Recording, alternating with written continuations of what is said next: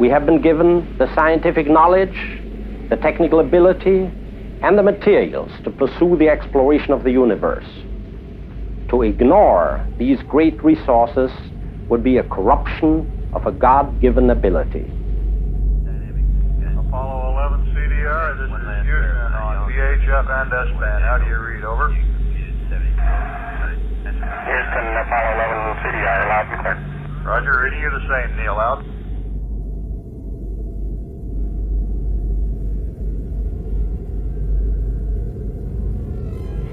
Three, 2, 1, 0.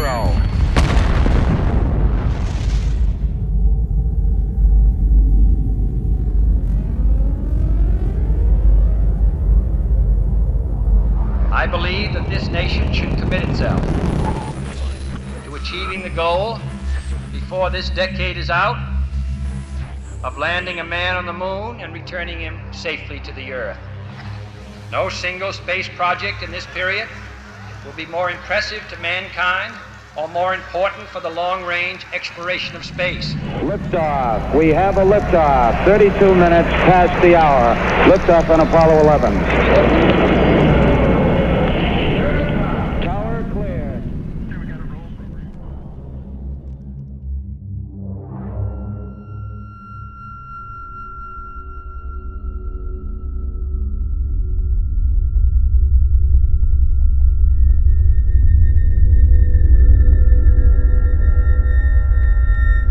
The ship was one day out, on July 16, 1969, when they spotted an unusual object. It had a sizable dimension to it. At first, the crew thought it was the Saturn IV booster rocket and called Houston for confirmation. Houston informed them the booster in question was some 6,000 miles away. The object remains unknown.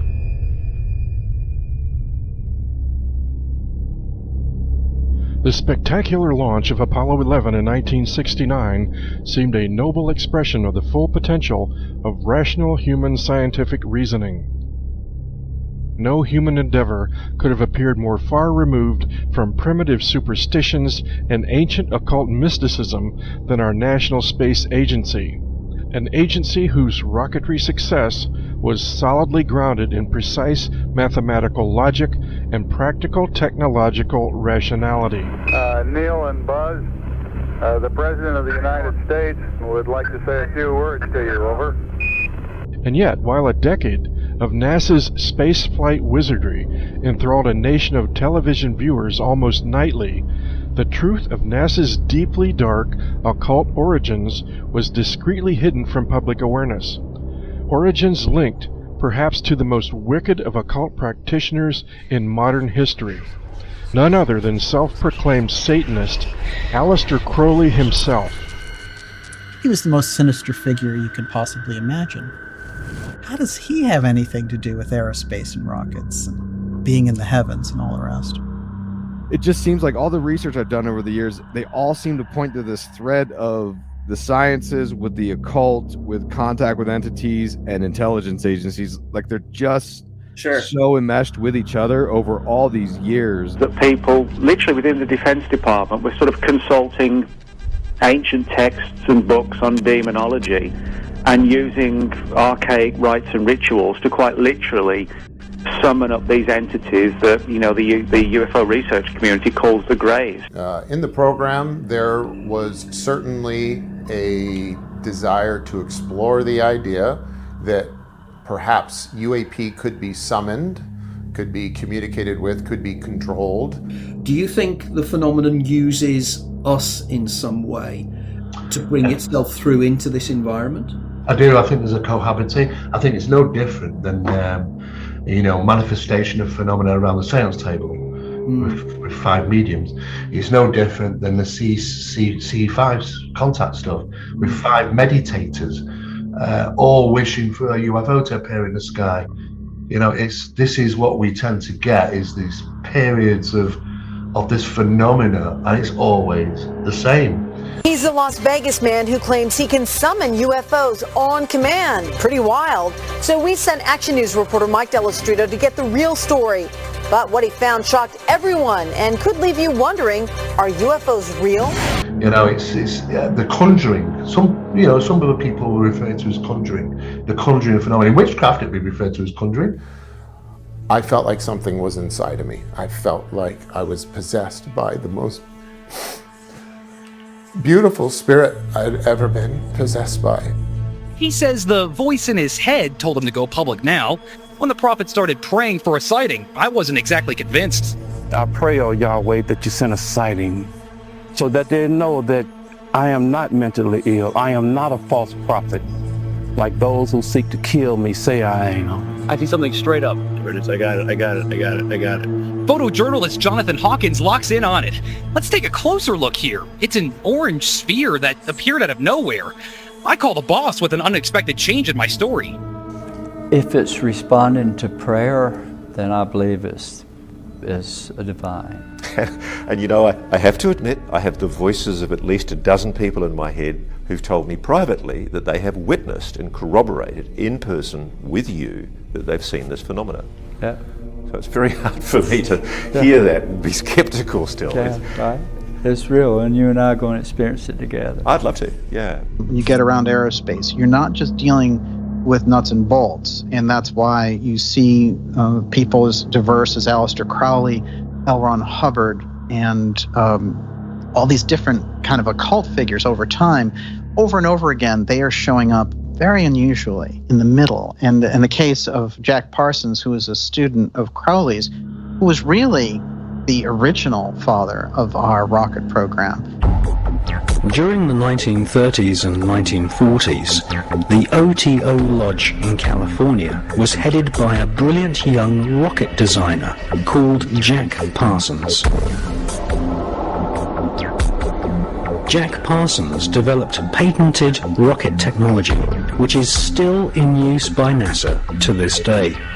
At night, Jack Parsons would hold sex magic rituals in his house in Pasadena and initiate fellow scientists at the Los Alamos Atomic Bomb Laboratory. For several years now, I have known that there was something very, very strange in the background of JPL. All right? And that strangeness is an individual named Aleister Crowley. The man who called himself the Beast 666. The self-confessed Satan. The wickedest man in the world by the London newspapers. Aleister Crowley. The most notorious occult magician of the 20th century. And he personally bragged of having slaughtered 150 male children in 1 year. This is why he was called the wickedest man in the world. Do what thou wilt shall be the whole of the law. Do what thou wilt. Do what thou wilt. You know, Crowley said, do what thou wilt shall be the whole of the law. What is not generally known is that Aleister Crowley was very closely connected with the engineer and genius founder of what would eventually become known as the Jet Propulsion Laboratory. This is the Jet Propulsion Laboratory, America's first and one of the world's foremost rocket research centers. By 1945, Jack Parsons was high priest of Crowley's Agape Lodge in Pasadena, where he was joined by L. Ron Hubbard, later founder of Scientology. The founders of the calculations that got us up into space, the rocket scientists basically, were doing some pretty weird rituals. Jack Parsons on our side was out in the desert with people like L. Ron Hubbard and doing really intense rituals, believing that they were opening stargates and things like that. On a 40-day pilgrimage in the Mojave Desert, the place where Area 51 now resides, Parsons summoned forth Babylon, the Scarlet Woman, the whore of the apocalypse, the consort of the great beast Satan. According to Hubbard, during the ritual he saw Parsons rip a hole in space-time and something flew in. Yes. And the purpose of this series of magical ceremonies, which was performed on the spot of Area 51, where it's now located, was to unseal an interdimensional gateway, they said. And so in this, they hoped, would allow other entities known as the, quote, old ones, access to our space-time continuum. And this witness said that he saw Jack Parsons rip a hole in space-time there, and he said that something evil flew in. And an earlier precursor of the space program made contact with. They are not what they claim to be. New at 11, plenty of paranormal questions after a mysterious figure was spotted near a home in Compton. Take a look at this. Ring video from Jessica Ortiz's home camera caught someone or something walking by her home. I think someone's messing with her. Yeah. It looks like some kind of stunt. What if the rituals of secret societies and occult practitioners weren't mere superstition, but attempts to communicate, conjure, or summon these entities? We would like to ask the question of the appearance of your space.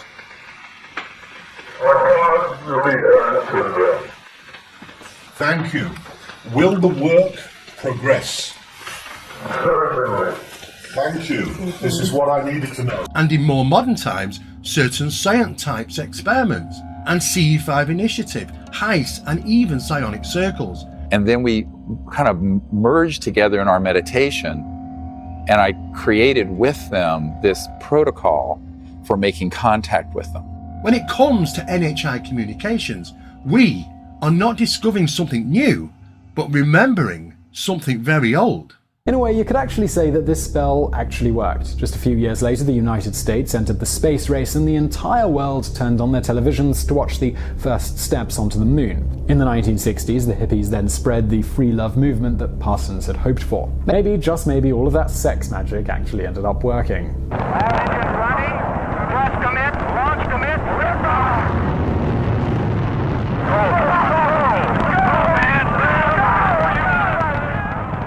His scientific legacy continues. So does the puzzle of his death.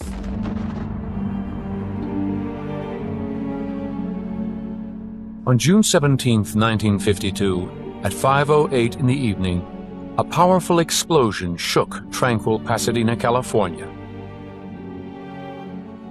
The mystery blast, as the newspapers called it, was so violent that its shockwave shattered the windows of nearby houses. An explosion so powerful it blew off his arm and shattered his face. The side of his face was blown off. I remember his arm either dangling or that was blown off, and there was a lot of blood. But you could see all his teeth, his jaws, the flesh. How can you have a guy who knows the dangers of the materials with which he works drop it? But as tragic as the irony of his death was, the case was closed only days after the accident, with Jack named both victim and culprit. Hearing of his son's death, his mother, Ruth, took her own life just hours later. He probably watched the fulminate of mercury drop to the floor and watched it in its slow descent and knew exactly what he was in for.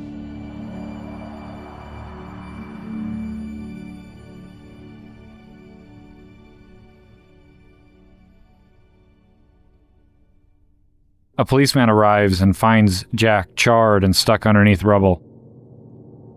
He leans in and hears Jack's last words. "I wasn't done." He's the unsung hero of American rocketry. Jack Parsons was the guiding genius of the American space program in its very earliest days. Without Parsons, there would be no man on the moon, there'd be no space shuttle. He was really a transformative figure in American science. In his short life, he had unlocked some of the greatest scientific mysteries of his time and paved the way for humankind to enter space. And this is also where most documentaries on the topic would end, with Parsons being the sole example of a loose connection between spaceflight and the occult. However, this is where our story truly begins. In Washington, ghost-like objects dart across the radar screen at the CAA Traffic Control Center at National Airport for several hours. Many people consider that if UFOs represent extraterrestrial intelligence, then they would simply land on the United States White House lawn and prove to the world that they exist. In June 1952, Jack Parsons died in a mysterious explosion at his Pasadena home. And just 1 month later, Washington, D.C. was besieged with a flight of UFOs. It's been said in jest that if these UFOs are from other worlds and they wanted it to be known, all they'd have to do is land on the White House lawn. But an incredible incident, too quickly forgotten in time, took place over our Capitol. In 1952, Air Force spokesman for the Pentagon and UFOs at that time, Mr. Weishaupt, relates the famous incident that stirred the Capitol, causing a request from even President Truman to be kept up to date on all the details. There were radar reports of unidentified flying objects over the nation's capital. The target stayed on radar until about 12:30 a.m. They moved slowly at first, about 100 to 200 miles per hour. Then one of the targets sped away at a fantastic rate of speed. It moved west from Andrews toward Riverdale. Army 142. The estimated speed was 7,300 miles per hour.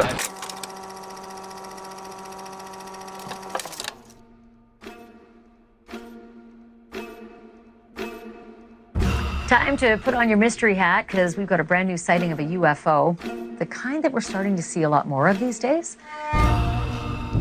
Did you see this? Look at the speed that thing did. This is insane. What the fuck?